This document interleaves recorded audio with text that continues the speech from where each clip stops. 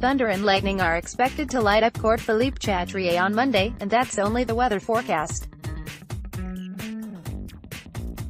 After the deluge of words that accompanied the most anticipated collision of this French Open, there is a gathering conviction here that Maria Sharapova will emerge from her fourth-round match on Monday celebrating her first win over Serena Williams in 19 matches, leavened only by the obligatory nod of consolation.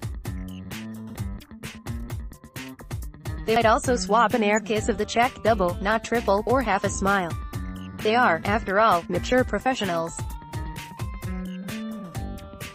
Yet, whatever the cosmetics applied in the interests of balance, good taste and commerce, there is no denying the heat between them is not generated by anything other than respect and trepidation. And what a story they have authored, not as collaborators but arch-enemies. They have not met since January 2016, when Williams defeated her in the Australian Open quarter-finals.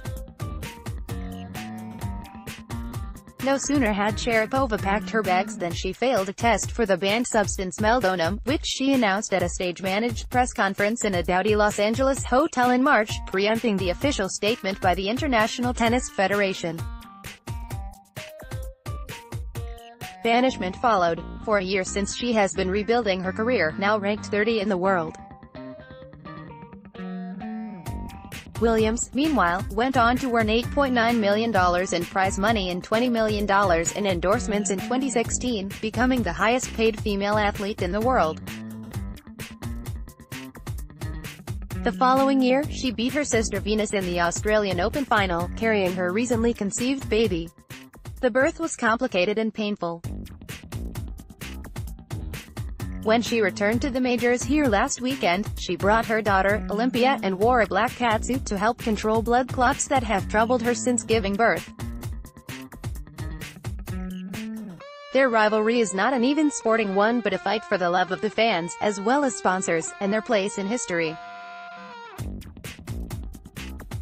Williams, whose hauteur at 36 has garnered some media critics, has some close friends in the game, notably Venus, Caroline Wozniacki and Marion Bartoli, while the 31-year-old Sharapova remains distant in the locker room, not to say regal. Her fellow Russian Svetlana Kuznetsova has understanding words for her, but generally, other players do not get many invites to her photo shoots. Other sports would crave such a rivalry.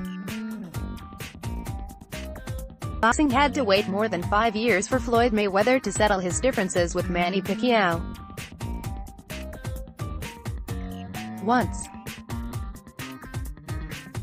And while Tiger Woods and Phil Mickelson have honored each other's space in golf, even Lefty is now supportive of Woods' comeback, and practiced with him last week. Williams and Sharapova are different from each other and everyone else. Nobody matches them for bloody-mindedness and staying power. However, if they have one shared interest, it is their edgy relationship with the media, and, in recent months, they have launched their own approved responses. Sharapova in a documentary put out by her agent IMG, as well as a sugary book Unstoppable, My Life So Far, and Williams in a 5-part documentary being shown on Eurosport. Neither would win a prize for objectivity, although Williams does not indulge the sort of score-settling that marks Sharapova's output. People talk about Serena's strength, her serve and confidence, how her particular game matches up to my particular game, and, sure, there is truth to all of that. Sharapova writes of her win over Williams in the 2004 Wimbledon final. But, to me, the real answer was there, in this locker room, where I was changing and she was balling. I think Serena hated me for being the skinny kid who beat her, against all odds, at Wimbledon. When that was put to Williams on Saturday night after she had beaten Julia Gorgas in 2 quick sets, she looked surprised but not shaken. Her response was measured and clever. The book was 100% hearsay, at least all the stuff I read and the quotes that I read, which was a little bit disappointing. 15 Love. What happens there should definitely maybe stay there. 30 Love. I don't have any negative feelings towards her. 40 Love. I feel negativity is taught. Women, especially, should bring each other up. Game. And, if Williams can dredge up a similarly sharp response on court, perhaps it will be set and match as well. She will not want for motivation now. Sharapova already has hers, 19 defeats in 21 matches.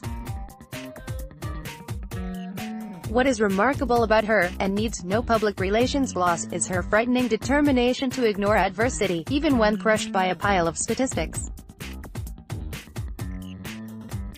It takes the heart of a lioness to keep going back for more the way she does. She will scream and glower, allowing not a trace of warmth to show, and, given she is 5 years younger and has more match fitness than Williams, she will make every point a last ball slugging feast. Indeed, if she fulfills the majority of predictions here, having looked devastatingly good thrashing the world number 6 Karolina Pliskova in the third round, and actually beats Williams, it is difficult to imagine she will be able to contain that ice-cool facade for long. She might even be caught bawling in the locker room.